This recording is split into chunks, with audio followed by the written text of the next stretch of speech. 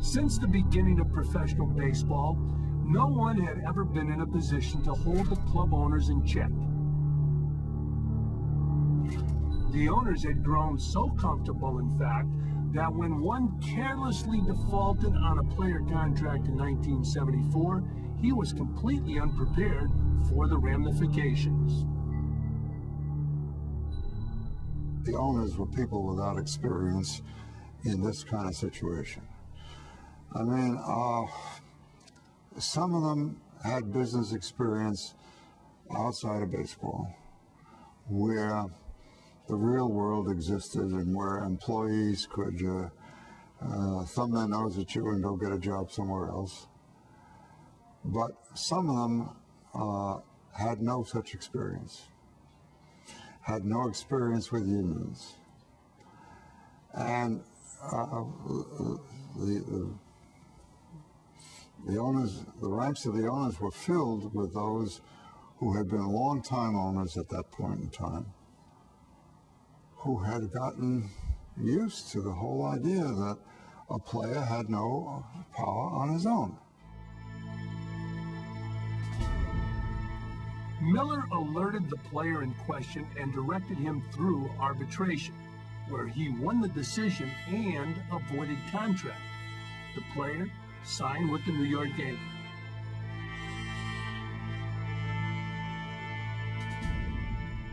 The Oakland A's had lost future Hall of Famer Jim Catfish Hunter to free agency and their own arrogance. The tide was turning. Miller now felt the time was right to challenge the reserve clause that had bound a player to one team for life.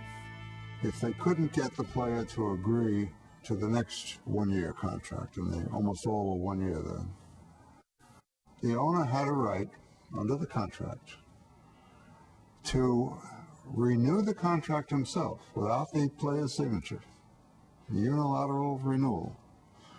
He couldn't cut it more than 25%, something like that.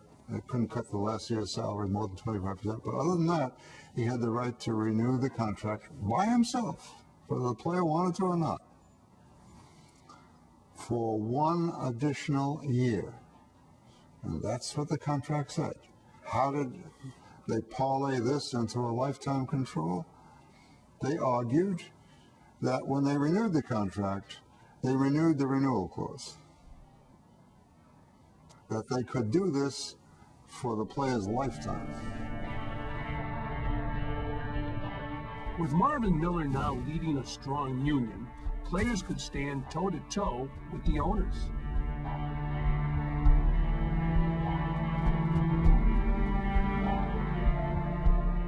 The professional athlete in the NBA or the NHL or the NFL or the Major League Baseball cannot be replaced as a group.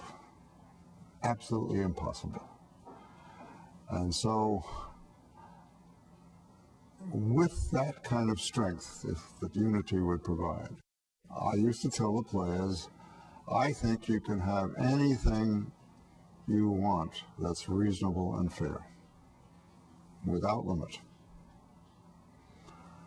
And somebody would raise his hand and say, you mean a reserve clause would go? Yeah. I say, yeah, even a reserve clause. Miller met with Andy Messersmith and Dave McNally. At Miller's urging, the two pitchers did not sign the one-year renewal contract sent to them by their club owners. Now, when those contracts expired in 1975, the Players Association filed for free agency on their behalf, claiming that an unsigned contract could not be renewed.